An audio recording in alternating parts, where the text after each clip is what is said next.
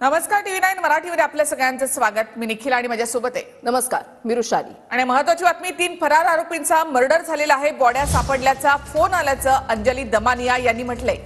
दमानियांनी संतोष देशमुखांच्या कुटुंबियांना audio clip सुद्धा ऐकवलेली आहे। कर्नाटकच्या बॉर्डरवर मर्डर झालेला आहे आणि या 3 बॉड्या सापडल्यात असं एका व्यक्तीने आपल्याला फोनवरून सांगितलं, असं दमानिया यांनी म्हटलंय।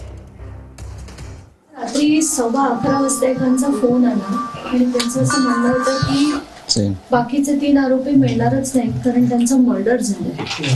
मी ऐकून हदरले अक्षरशः की काय चाललंय, आणि ते म्हणे त्यांची काही 3 प्रेत एका ठिकाणी मिळाली हे बघा। आणि नंतर त्यांनी मला व्हॉट्सॲपवर जे मी एसपींकडे ताबडतोब ती माहिती पाठवली। हे बघा, ही सगळी माहिती पाठवली आणि हे बघा काय म्हणाले। ते विश्वेश्वर कल्याणला 3 डेड बॉडी सापडली, पण काही खात्रीला एक माहिती नाही, अजून आपण ओपन नाही करायचं। ते विश्वेश्वर कल्याणला 3 डेड बॉडी सापडली, पण काही खात्रीला एक माहिती नाही, अजून आपण ओपन नाही करायचं।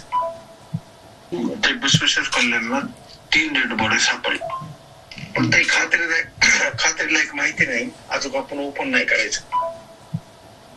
त्यामुळे खरं आहे खोटं आहे का हे मुद्दाम पेरलं गेलंय काय आपल्याला नाही माहितीये। त्यांनी ते निष्पन्न केलं पाहिजे, म्हणजे काय ते अधिकृत कुठली गोष्ट, म्हणजे हे जे कोणी निरोप दिलाय त्याच्या संदर्भात आपल्याला तुम्हाला काही माहिती आहे का, म्हणजे कोण आहे तो आपल्याला माहिती नाही। मला कोण आहे तो व्यक्तीच माहिती नाही। हा ठीक आहे ना, मग त्याची माहिती एसपी